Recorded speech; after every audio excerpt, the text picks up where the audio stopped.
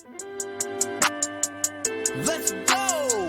This is the media circus with your host Taiisha Bradley. Got virtual and live events to browse, pitch, and repeat so gladly. And she got that online subscription for publicity leads. One thing that's safe to say is she got what you need.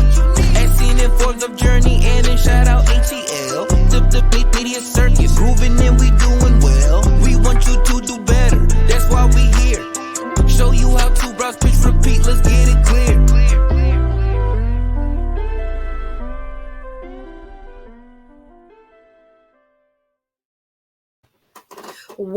Welcome back to the Media Circus podcast. I'm your hostess with the mostest, Taiisha Bradley, celebrity publicist, and this is the greatest podcast on earth. I have a special guest here for you today. I always have a special guest because I keep the guests flowing, and we're going to share this information.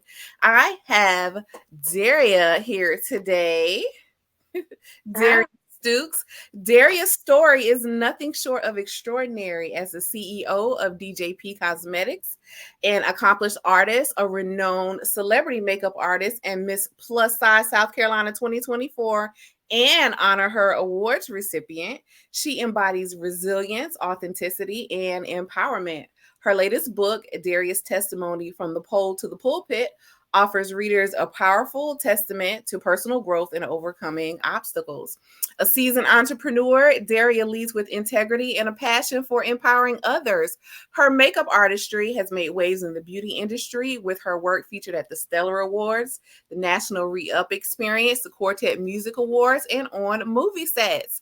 To share her story and publicize her book, Deria frequently participates in podcast interviews, reaching diverse audiences with her message. Through her speaking engagements and media appearances, she captivates listeners with her insights on entrepreneurship, authorship, makeup artistry, and overcoming adversity. Her engaging storytelling and practical wisdom inspires many to embrace their true potential. And we are so happy to have you here on the Media Circus podcast today to inspire us. Welcome, Deria. Thank you for having me. It's such an honor to be here. Thank you so much. Yeah, thank you so much. So it sounds like you're like a lot of entrepreneurs that I know and that I'm gravitated towards. You wear a lot of hats. What would you call your professional media title? Like how do you introduce yourself? As Deria Stukes, as myself. Okay. Yep. As myself. Yes. Fantastic. So one of the things that I talked about is your book, and we'll just start right there at the top because I feel like that'll lead into a lot of the topics, the kind of topics that we talk out here on the Media Circus podcast. So most of our guests are fellow entrepreneurs who are interested in getting out there, getting their brand more exposure, and they're interested in doing that through like the media. Lots of our audience are also authors as well. So I want to start there and talk about that. So first, can you talk about the inspiration behind your book, Deria's Testimony from the Pole to the Pulpit, and let us know why you felt compelled to share your story? It is life experience that I went through, talking about what I went through since I can remember as a child. So reading Deria's testimony, it talks about from when tragic happened in my life, up until when I had an encounter with God, and how God changed my life and how he healed me from such tragic events that took place, how he kept me and things so on like that in that nature. Nice. Thanks so much. And I'm gonna put the book up there so everyone can see that cover. First of all, let us know where we can get the book, because they're gonna be in the comments like, where can I get the book? First of all, let's do that now. Where can they get the book? You can find my book on Amazon Prime. It is on Amazon Prime, and yes, you can go get it. Awesome. A lot of what we talk about here is storytelling, right? I tell people that the best way to be memorable, like with your brand or your message, is to tell a story. We can tell someone something, give them information, give them details. They may or may not remember it in full. But when we tell it in a story format, and we have them listen and lean in, they hear it, they remember it. They can even go and tell someone else. else, right? And that's what we want to do with this kind of storytelling. So what kinds of tips can you give to people who have a story, but they maybe feel a little reluctant for one reason or other to kind of get that story out? Well, I know it can be shame that can hinder individuals from telling their story. Listen, I was like in shame, and that's a reason why I didn't tell my story when it was time to tell it. Like, it was like a process. When I say like a process, because when I did decide to, like, let me go forth and get this out, because it was all bottled up in me, Yeah. and the whole time God was like, I need you to tell your story. Tell people how I kept you. Tell people how I brought you through these things, from being molested at the age of 4 by a sibling. That's stuff that people don't want to talk about. Like, you Right. this saying, what happens up under our roof stays up under our roof. Mm-hmm. No, that's not a true thing to go by, especially if that type of activity is going on in the home. We Yes. raised that way, and people are still raising their children that way, and that's shutting the child up. That's, Yes. wanting the child to be quiet and not even talk about the Mm-hmm. things that are traumatizing them, and that Yes. happening to me for a while, and I Mm-hmm. didn't speak out about it. I didn't tell anybody about it until I turned 28 years old. From 4 to 28, you see how long I was Wow. that trauma with me, you know. Sure. So it affected me my whole life, well, from up until the time that I had an encounter with Jesus, because God was like, no, I need to set you free from this stuff, Mm-hmm. and it caused me to get in things. I felt rejected. I felt like I wasn't loved. And I was, as I was growing up, my behavior became Mm-hmm. a problem. It became such a problem where I had a juvenile record, where I was facing 2 to 5 years because of this one incident that happened that left me traumatized, and I never got help for it growing up. You know what I'm saying? And Yes. I think that it's important, the listeners listen. It's very important to tell your story, get it out. Because even when I was writing my book, I felt deliverance take place. Like, I Mm-hmm. cried writing my book, and it was well needed. I felt like a relief was released off of me. I felt like weights were really taken off of me now that I got it out, even though my book is a series of books, because I've been through so much, and and then this book is so much. But God, like, I don't need you to pack everything in one book. I need you to take it, step by step, so your followers can, understand. So the people who will purchase, they will understand. I battled with drug addictions, almost ODing. Like, all of these things came because a seed was planted when I was 4 years old. Wow. And Wow. that thing, just from off of something that like that, it's not Right. anything, but Life changing can oh, change the trajectory of your whole life. it did. So you mentioned, and I was going to ask you that as you were writing, you kind of felt a deliverance, a more freeing.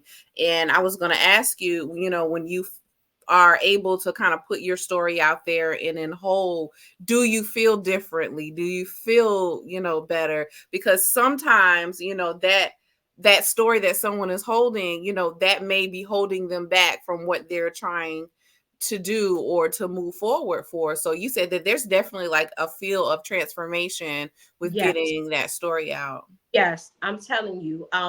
Before I wrote my book, I felt like I was always feeling like I need to be doing this, and I need to be here, and I need to be here.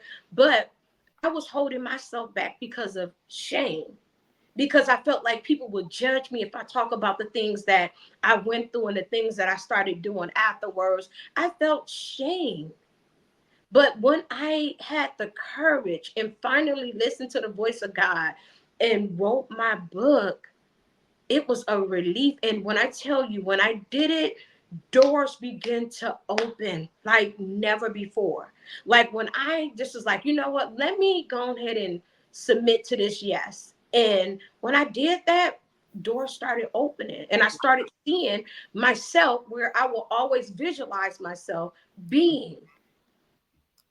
Nice. That's so powerful. So I saw on your social media, because I do my research and I check out everybody just like the media does.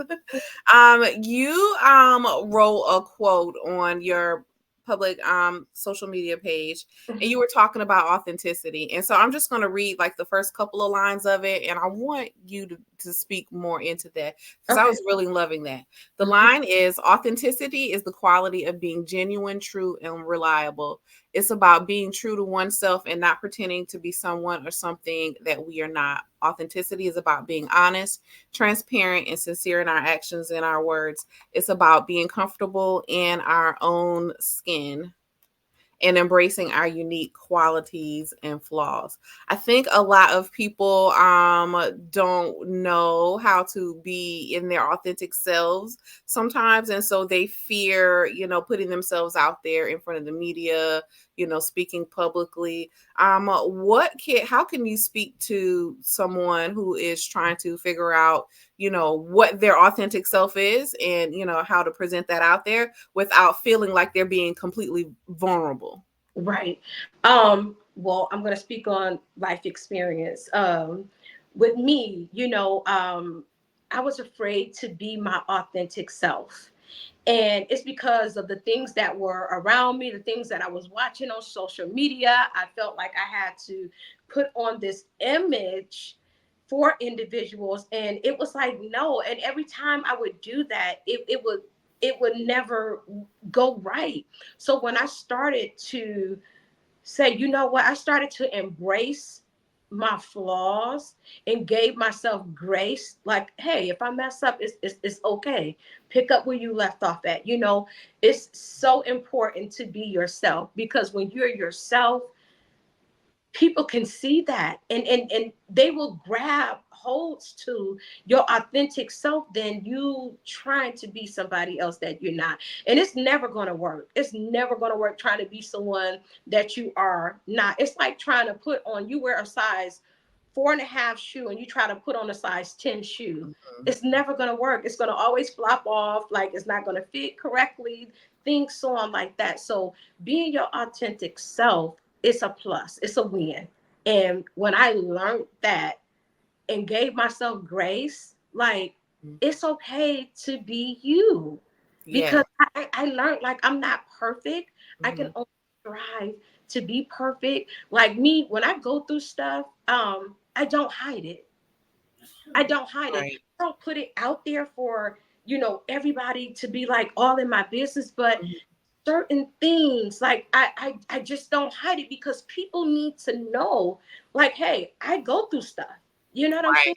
And that's being my authentic self. And a lot of people nowadays, they don't like authentic. Like, they don't like realness. They don't like the real version of someone, because when you give someone the real version of you, it's pure. It's not tainted. Trying to be somebody else. It's I think that people who don't like when other people are in their authentic selves are really kind of jealous that they don't have the courage and that freedom and that release to be themselves authentically. Yeah. Yeah. And I think one of the things with being authentic, it was something that I struggled with, right when I remember when things started, when live came, right? Social media, it wasn't Facebook at first. It was where we were over on Periscope. Back in the Periscope days, right? When a lot of people were learning how to live stream, and then, Facebook and Instagram kind of came after that. But so many people had so much fear of just like going live and being seen. And so many people struggle with being authentic, feeling like you have to be perfect online and you have to portray a certain thing. And then what I found is that a lot of these entrepreneurs who were on Periscope then, a lot of us have hung in, like we've hung in there, baby. We still plugging along, but some of them have made it really big and are millionaires now and are well known. but they were not able to hold on to that fake persona the whole time. And at a certain point in time, we're thinking they're perfect and they're the ones that made it. They were dying inside and they eventually cracked. Yes. And now we're getting the real story. Yes. The real authentic, because you can't fake forever. That's right. That's right. Mm-hmm. Because eventually it's going to be exposed. Eventually it has to be exposed. Like, if I can take it a little to scripture where, in the word, it says like, any dark thing will be exposed. Like, God would expose light on that thing. You know what I'm saying? So it's like, but got to give yourself grace. You got to give yourself grace, and to know that it is okay to, and you know what, if you was to look like at my page, my Facebook page, like God sent me, he brought back to my memories a picture, because I was going through my old pictures, and on this picture I was homeless, I was broke, I didn't have nowhere to go, it was just me and my children, and I still, had a smile on my face, but you can still see in that picture I was being my authentic self. I was being my authentic self, knowing that I didn't have a pot to piss in or a window to throw it out of, but I was still being myself and trusting in God. He reminded me of that picture and reminded me of that day. And he told me, look where I brought you from. And it was a humbling moment, but it was like, wow, God, look where you brought me from. Yes. That is a testimony, and again, getting that story out, can set you free. And surely it sets other people free, because there's always exactly like someone going through what you went through, and they just don't really know what to turn or what to think. I know I find that I watch TV sometimes, and I'll be watching the series, and there's something going on in the storyline that's also going on in my life. And I'm like, man. It's just, and and it could be it could be scripted TV, but it just feels good to know, like, okay, this is a thing, that people go through, because here it is on TV. So surely lots of people, kind of face this. So just knowing, that there's someone else, has gone through that, and, what they have turned out to be, the decisions that they've made, can help really impact someone and change their lives and inspire them, to kind of take that path. So, shout out to you for sharing your story, as tough as it may be. I know that is saving lives and helping people make decisions that, that they would only take advice from someone who's been through what you've been through. I have touched only by the grace of God that I'm still here, and I want to speak on a little bit about my book. I have touched bases with being an alcoholic, drugs, prostituting, even being almost turned over to being a sex slave, like, being what is that word, Jesus? Trafficking. Mm-hmm. And I had to get away, and God allowed me to escape. So I know it's women and people out here that have experienced that, and they're trying to figure out how do they heal from that. Take one day at a time. One day at a time. Like I have spoke about, in my book, almost being murdered by past relationships. It was like back-to-back relationships that I was getting myself into. And the man that I was dating in that time, they all tried to kill me. Wow. I survived so much. And it was things that I got myself into, and God had to deliver me. He had to literally get me out of those things, but he got me out of it so I can tell the world, tell the people that it's a way out. Like it's somebody else that went through and going through what you're going through. This book here is a powerful testament. It's so powerful. It's so powerful, because when people read it, they like, wow, I can't believe you went through all of that. In such a short period of time, like major things were happening, like tragic things were happening to me in my life. By the time I was 13, I was able to steal cars, like literally able. I wasn't even 13 yet. I'm gonna give you that. I wasn't even 13 yet. Just turning 13, fresh in the year of being 13, I was stealing cars. That was a hustle for me. It was a hustle for me. So, and God, because me going in somebody's yard taking their car, and I will go by myself. I will go by myself. And me just out Could there. have been killed at any time. Anytime, any given time, because I was trespassing. Sure. But God kept me. Because I see they got the what they call them, the Kia boys or whoever they are. Oh, they are a menace. Like, come on. Yeah. It's Yeah. It's a lot of this. You know, and then as I got a little older, I got introduced to the strip clubs. First, it was the after hours. I was young. Ah, right. And so that's where we got from the pole to the pulpit. Ma'am, I used to be a dancer. I was a dancer for over 10 plus years. I was in bondage for so long. Wow. So long. And it started off as the after hours. Then I went to the after hours and got in contact with an individual that was sex trafficking women. Wow. Me and my friend, we entrusted him, his girl. He had a girl with him that we talked the girls. Yeah. And the whole time, he had a whole agenda. I told my friend, it's just the gift that I've been had. My prophetic gift kept me alive. And I thank God to this day that he placed that gift on me to be able to see.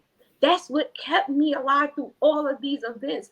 God and the gift that he gave me, the anointing that he placed on my life.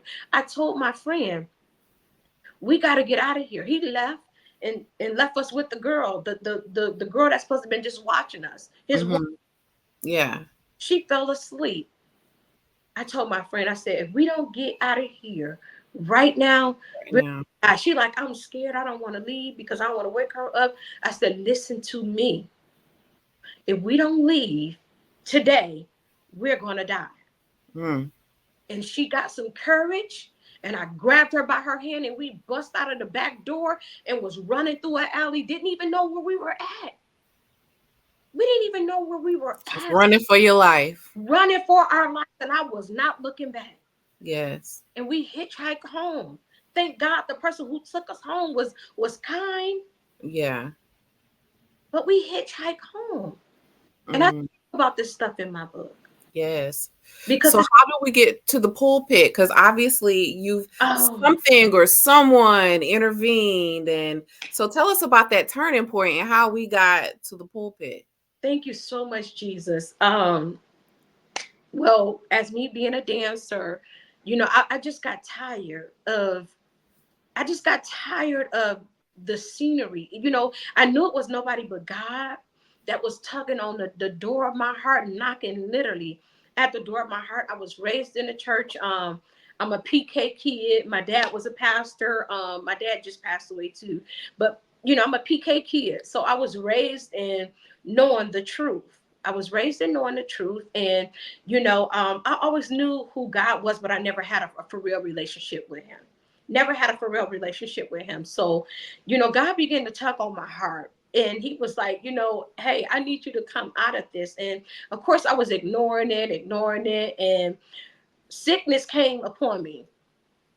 Sickness came upon my body. And, you know, I was just praying like, you know, God, you know, help me. And, you know, I said to myself, I said, listen, you know how to get back to God.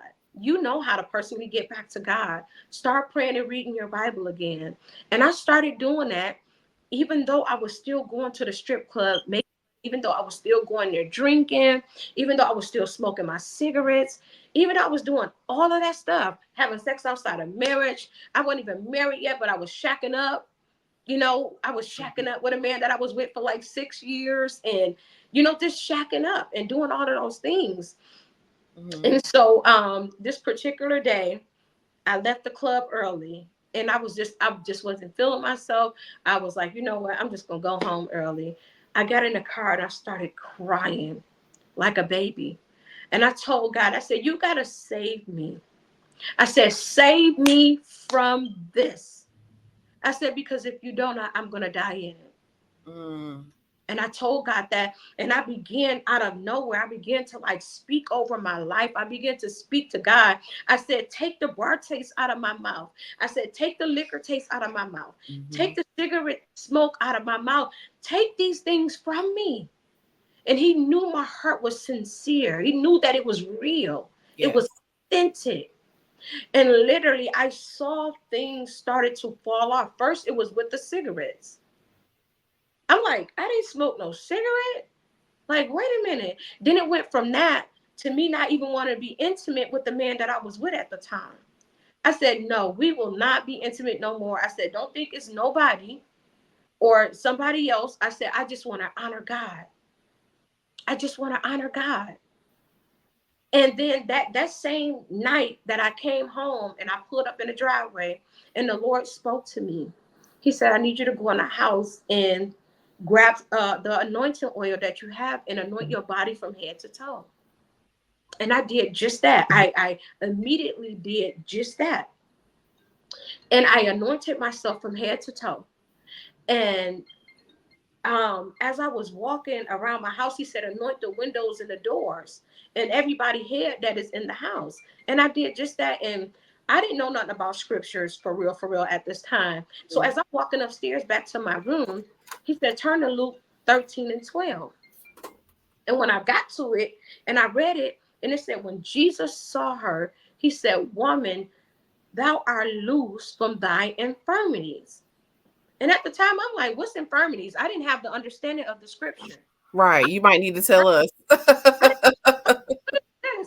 So I looked it up. What does infirmities mean? Once I got the understanding, it was like illness, sickness, and all that. Mind you, I said I had some issues going on with my body. And immediately, after I got the understanding of infirmities, because I had to get the understanding of the whole scripture, and literally, I had hot chills from the top of my head to the tip of my toes. And automatically, I knew God had just healed my body. Wow. I knew it was like I just know what just took place. And I was saying to myself, like, you got to get yourself back in church. Like, you got to get yourself back in church. So this particular day, I went. The following Sunday, I went to church with my sister. And literally, I was just in there praising God for everything that he had did. And all of a sudden, I couldn't stop dancing.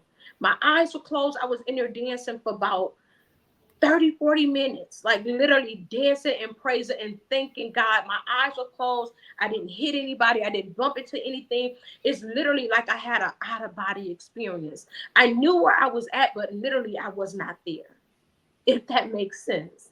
And so that night, I was debating whether I should go to the club and make some money. I don't know why I was on that after I experienced that, but I was like, you know what? I'm going to go to work. But God had to show me his mighty hand. He had to show me his mighty hand. So he allowed me to go to the club. And literally, when I went there, the enemy had bait. It's a guy that would always spend thousands and thousands of dollars on me. Mm. And he was sitting there waiting in the big booth that he always get. He was test. It was like he knew I was coming in to work that night. Wow.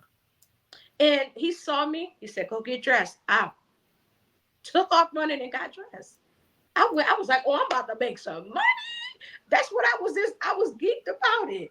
And God was like, boo, watch this though. So I came down, got dressed, came down. And he's like, you want something to drink? I said, you know what, give me a water. I'll take a water. So I'm drinking the water. I bust the water open. It was a Voss water. So, you got to bust it open to drink it. So I open it up And immediately my stomach started to burn. And I'm like, why is my stomach burning like I drunk liquor? That's how it felt, like I had a shot or something. And I'm like, why is my stomach burning? But then the Holy Spirit began to speak to me. He said, get out of here. And I responded to the Lord. I said, right now I'm making money. I mean, thousands of dollars were on the floor. I'm like, right now, Lord, I'm making money. God said it 3 times. And after that 3rd time, it shook me. And I knew what was taking place. I said, wait a minute, I'm hearing this voice so loud and clear, but the music is so loud and like, hold on, I know I'm not tripping. Right. And that was the night I encountered God. I encountered him, his love and his compassion for me. And God was protecting me from an event that was about to take place in that club that night. Wow. They had me wait a minute before I ran upstairs and I got dressed. I took my makeup bag, got my money, and I left my dance clothes. I left my dance card. I left all that stuff in the club. Mm-hmm. As I was about to leave out, it was an altercation taking place. And they got it under control. But when I got in the car, I bust out crying like a baby. I started to repent for things that I was doing that wasn't right, that I knew that wasn't right. And that encounter changed my life. Wow. For the better. Even though the journey was not easy, it was a hard journey. And that's where from the pole to the pulpit come from. And then my husband is a pastor, and me just, ministering the gospel to individuals who don't know God and who think God is just this mean, hateful God, and that, that they're not loved, but we are loved beyond our own imagination. Like, our mind can't even captivate the love that God has really for us. It's so much. It's so much. This was such a great example of good storytelling. I'm all in it. I'm like, I can't wait to get the book because I need to know all the details and in between. Yes. And I need to know all the characters and everything. That was so good, like a storytelling. Like, I was all in it. I know that my audience was all in it, and we definitely want to hear more, but we're like halfway through. So I want to play a quick ad to let my listeners know how they can support the podcast, a little bit more about what I do and how I can help people. And then we're going to come back and we're going to chat some more about beauty, about media, and about you being on these podcasts, because I can see why you were the podcast guest to have, because you could tell a story. So we're going to be back right after this, guys. Looking to show some love for the Media Circus podcast with Taiisha Bradley, celebrity publicist? Here's how. Hit that subscribe button to stay up to date on all the latest episodes. Leave a review and share your media wins for a chance to be featured on the show. And by subscribing to Media Circus Publicity Leads on Patreon, you can support the podcast and get instant access to publicity opportunities for TV, magazines, major blogs, podcasts, and even red carpet events. So what are you waiting for? Show your support for Taiisha Bradley and the Media Circus podcast today. Are you ready for something bigger? Have you tried marketing and you've spent all the advertising dollars, all the marketing strategies, all the social media strategies, and you are still struggling to stand out among the crowd? I would like to introduce you to PR, public relations, publicity. It goes by many names, but it's basically using the media to share your messages, to share your vision, to bring in more customers, more clients. You can use media and publicity to catapult your brand to the very top. What I'm doing is I'm taking out the middleman and taking out the pitches and introducing my clients directly to the media. So if you want to skip advertising, skip the social media ads, skip the word of mouth, and get directly onto podcasts, onto television shows, onto blogs, to being featured all over the United States and even further, you definitely want to give PR, pitching, and media a try. So if you're ready to stop playing small and to tell your story and see your name in the headlines, work with me today. You can visit my website, www.TaishaBradley.com. All right, and we're back from our little bitty break. I should have got some water, but I didn't do it. Yeah. So you have a background in a lot of kind of different industries, and you have, a very robust story.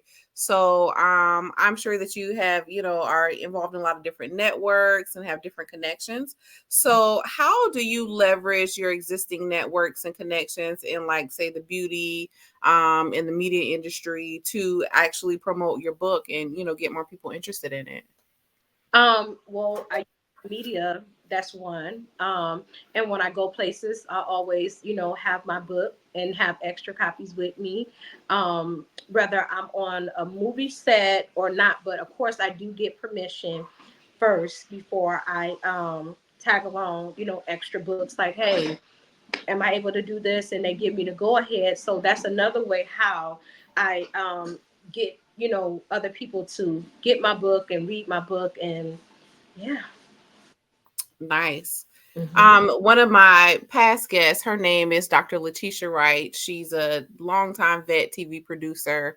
And we were talking about, people having a book, like, people having a book and they want to get it out, right? And so they want to be on TV. Of course, everybody wants to be on TV with their book, like we see and everything. But like we talked about pitching yourself, kind of as a story or an entrepreneur or an expert. And then also saying, and I have a book, as opposed to going in book first, trying to get your book covered and then, kind of backing into that. So what ways have really worked for you when you're getting coverage for your book? Do you pitch yourself, kind of as an entrepreneur and as a figure and say, I also have a book? Or do you go book first? Hey, I have a book. This is what it's about. By the way, I am Deria Stukes and the author. How do you do that? I do both. You do both. I find myself like, hey, this is my book, check it out, or then I introduce myself like, hey, I'm Deria Stukes, I'm a makeup artist, also I'm an author, and that's another way of introducing my book as well. Sure. So it's really kind of about preference and, what that connection is like, what that conversation is like. Yes, ma'am. Awesome. And so I think that it's great that you do like media appearances and interviews and able to do that. And so do you book for yourself? Do you have like a team? Yes. How do you get out there? Manager, her name is Lady J. We call her Lady J. Lady J. We love her. Yes, she's such a sweetie. From Ego Entertainment, and she reached out to me, and I knew it was nothing but God sent. And I just thank God for the godly connections, because everything just always connect the dots, and that's how it was with me and her. She reached out and she was like, "You got nominated for awards," and I'm like, me, like, and that's just being humble. I was like, me, and she was like, yes. And from there, we then on, and she reached out to me like, hey, you think you could do the makeup for this movie that is coming out? I said, yes. Let me know the details, make sure that my calendar is clear. And it went from there. It went from after doing that movie, she ended up becoming my manager. And when I tell you, it's been nothing but blessings on top of blessings, and I'm just so grateful for her. I thank God for everything that woman of God do. I thank God. Nice. You have been on so many podcasts. Yeah. And I think that's fantastic. And so I was able to just watch episodes, interviews of you on other podcasts to tell if you were a good fit for this. So, and I tell people that, like, the more media you do, the easier it is to get more media, because you have some kind of works out there and people just can kind of check you out. Yeah. And you don't have to go through all those, the formalities, when people could just see you, see how you vibe, how you look on camera, how you talk, what you talk about, and make a decision from that. Yeah. So how important is the role of being a podcast guest in like your publicity strategy for all of your brands, as far as like for makeup, as far as like your book and ministry, how has, being on podcasts help you get more publicity for all your things? Well, when I come to podcasts if I get invited, like how I am. I show up as myself, but also I show up as the CEO too. I show up as everybody, and coming with my face done, with my makeup, like, hey, she is a CEO of a cosmetic business, right? So I gotta come with my right on brand. my brand, and just showing up as every hat that I wear, just Yes. showing up. Me. Nice. Yeah. What other kind of media have you been featured in outside of podcasts? Like, have you been in magazines and on TV? Tell us a little bit about your other publicity appearances. Okay, so I had the front cover of Nubian Queen magazine. Um, Also, it was a mother issue. I got connections through a fashion designer, and I was in one of the spreads, one of the pages where they was talking about myself and my cosmetic business and how I, help the communities around me and things so like that, how I give back and stuff like that. And I was on a show in Atlanta where it's Word Network. I don't know if you heard of them before, but I had to come in the studio and we did live, recording and everything like that. But yes, ma'am. Very nice. Let's touch back up on your makeup brand for a second. Can you tell us about your makeup brand? Yes, I'm just so grateful for that baby. Okay, I'm grateful. Well, DJP Cosmetics is, of course, a Black woman owns. It's 100% vegan product for all skin types. We have over 10 shades of foundations.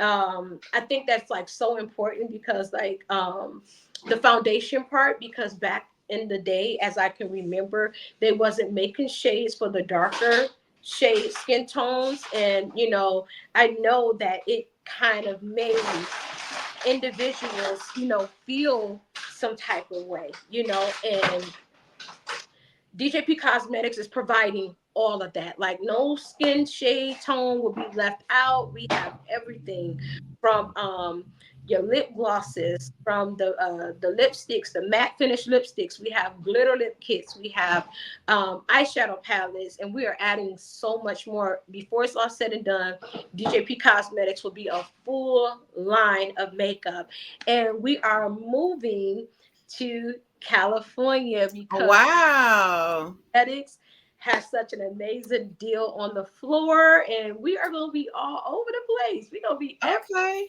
in Bi-coastal, coast to coast. yes, we're going to be in your nearest stores. So I'm super excited. I'm so excited. Nice. And to come from that line of lifestyle where I started to do makeup when I got interested in doing makeup and was like, you know what? And I sat there and watched the makeup artists that were doing makeup back then in those times. When I was a dancer, I used to sit under them and just watch when I was staying in Florida. And I was like, you know what? I want to do makeup. So I started practicing on myself. And over the years, I just got better and better and better and better. And you know what? I used the big brand. This is what made me come out with my own cosmetic business, is using a big brand, city name, but using a big brand. And I use it on my skin, and my skin, it got tore up from it, and I didn't know how my skin was going to come back from it. And I was like, you know what? I don't want this happening to nobody else. I was like, Lord, what can I do to make sure something like this don't happen? Because my face was so rashed up and blistered up. I had to put an aloe vera plant on my face. And you know what? I prayed about it. God started giving me things to what I need for, to have the natural product without no chemicals, because my product does not have no chemicals in it. It's literally 100% vegan. People be like, oh, well, my product is 100% vegan. And really, it got other stuff in it. You know what I'm saying? And that's not good. I'd rather not false advertise, my brand, because that's my brand. My name is on that. That's my brand. I'm not going to give out no false story. I have papers and tell you everything that is in, DJP Cosmetics, and there's no forms of chemicals at all. Everything is literally 100% vegan. Nice. Do you still offer makeup artistry services? Yes. Okay. Nice. And so you've done makeup for like Stellar Awards and other award shows. Yes. Nate, who are some celebrities that you have done makeup for that we would know? Oh, okay. Well, a lot of them I can't speak about because I'm up under Right. but Any of them that you can't speak about. I'm like that too. Some of my clients I can't even speak about. yeah. People are like, who you work for? Who? I'll be like, oh, I want to tell you so bad, but I can't. So Nicki Minaj's mother, I was invited to her birthday bash. DJP Cosmetics was invited to be a brand to be set up there, be set up there, and to have my product on deck, and also to do makeup. So yes, she was Nice. one of my lovely clients. Yes. So her and a lot of others that we watch on TV, even in the gospel realm and everything's like that, like going to the Stellas. It was that I was in front of, and I was just so happy, because they really love their look and they glam and everything. So I was just so excited. Like, you know what, God, you doing your thing. So this year, a big one. they coming back to the Stellas. Are you? So hopefully I can get a red carpet pass and I'll be out there with some talent. I've done the Dove Awards before, the red carpet. Yes. I always wanted to go there. Listen, it's in Nashville. It's in October. Well, actually, it's September. Well, the Dove Awards weekend starts September, but the Dove Awards, I believe, is October 2nd. Mm-hmm. Yeah. Okay. Come on down and beat some faces. But you know what? Like the next time I do the carpet, like even though I'm working, I would definitely get a full beat because listen, the way the gospel glamour be coming out, I was like, oh. Okay, it's full glam, everybody beautiful. But it's so very exciting to be, kind of behind the scenes of like award shows and the hustle and bustle of it, and it's amazing. So I get to see the makeup artists doing their thing. I get to see the stylist. I've seen Jay Bolin working, and I'm like, you know what, a genius, a whole genius. Breast women, you hear me? Is that the one we talking about? They have the women. Yes, a whole genius, and he's so humble and so nice. And to grace me with some stuff. Please. And I know that time is coming. But yes, be my stylist. Yes, dress, and I love that. Like I love that. I love because all the women he styled, just amazing. I'm like, how do you even come up with this? Like, it's got to be the download from the Lord. Yes. How do you even come up with this look? And again, he's so nice and so humble. So awesome. Hopefully, maybe I'll see you at the Stellars, or you'll see me at the Doves. We have to get each other connected with that so we can be in the place. I wasn't last year, but the year before. Oh, okay, okay. Well, yes, you will see your favorite MUA. Yes, out at the Stellars. Fantastic. I know some people who work production for the Stellars, so we probably know like some people in common. Yes, and so that's always nice in like the media industry to find someone that you kind of know them through someone, mutual people, or you run into them somewhere. So that's very awesome. What advice would you give for an author who would like to get more eyes on their books, but they need more help? Well, I will say don't be afraid to connect. Don't be afraid to connect with individuals. And I think like a healthy, connection, definitely pray about it on who you would connect with. I think that's like key, but don't be afraid to connect. You have to speak, you have to talk to people, don't be shy, because I was there. I used to be shy and didn't want to talk to nobody, but I'm like, hey, this is not, leading me nowhere. So I had to open my mouth and speak and start connecting with individuals. Nice. So I mentioned this a little bit earlier. Yes.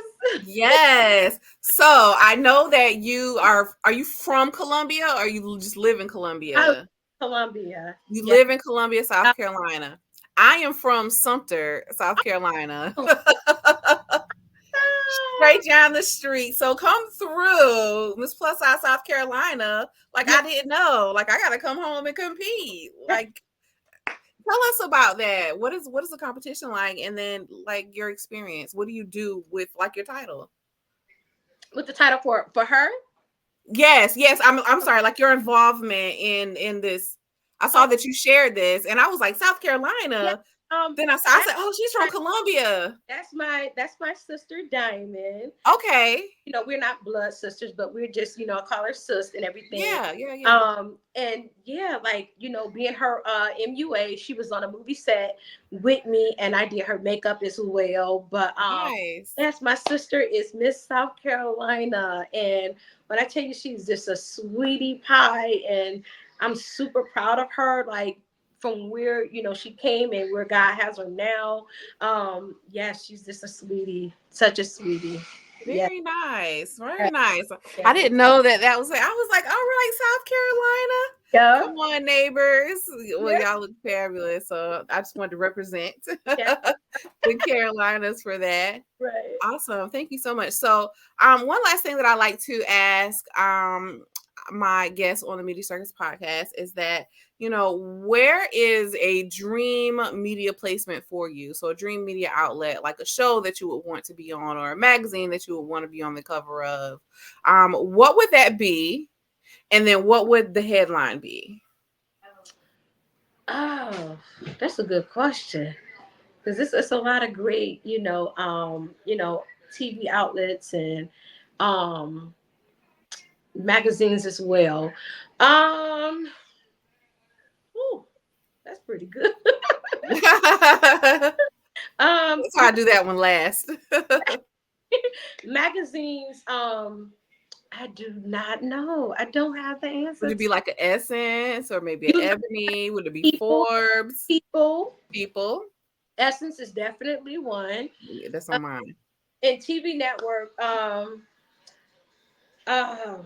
talk show. What talk show would you want to be on? I would definitely say like VH1. Okay. BET. Which one is Mona Scott on? Is that VH1? Mona Scott? VH1, right? Well, listen, they started all by each other, so we kind of don't know. Yeah, you know, just not Zeus. The younger man that just came on the scene.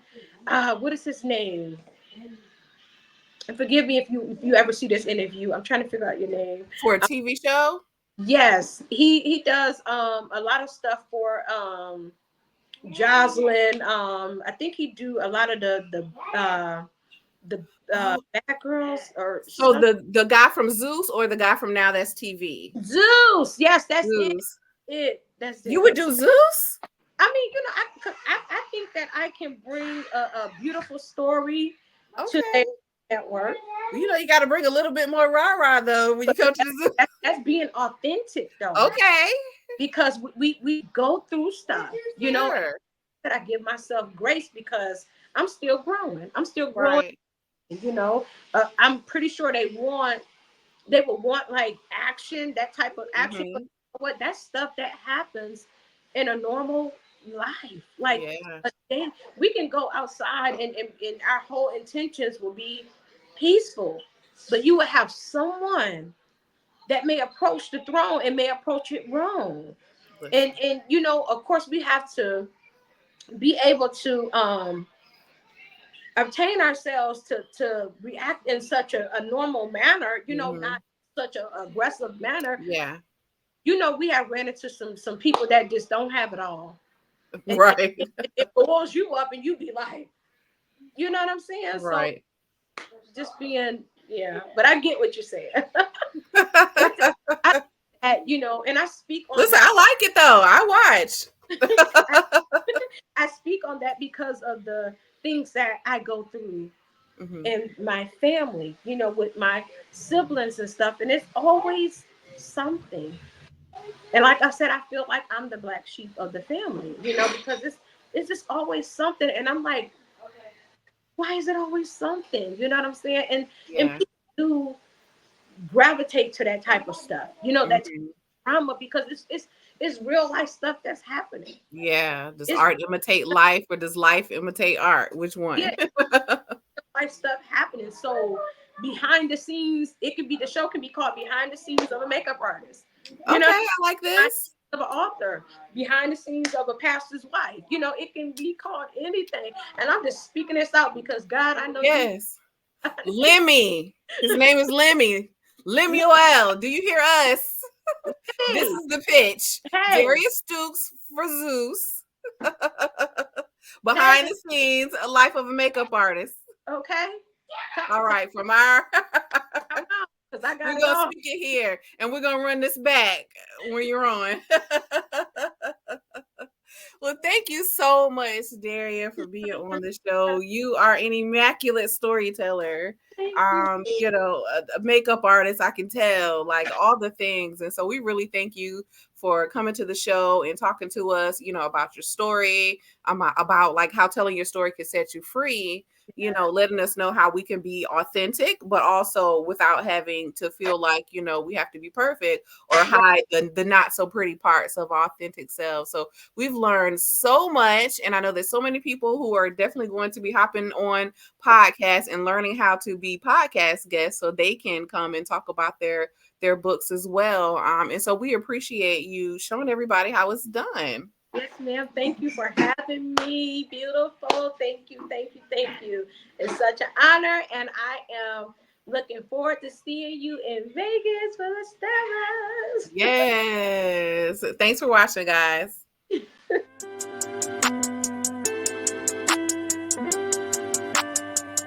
Let's go. This is the media circus. With your host Taiisha Bradley. Got virtual and live events to browse, pitch, and repeat so gladly. And she got that online subscription for publicity leads. One thing that's safe to say is she got what you need. This is the media circus. The media circus.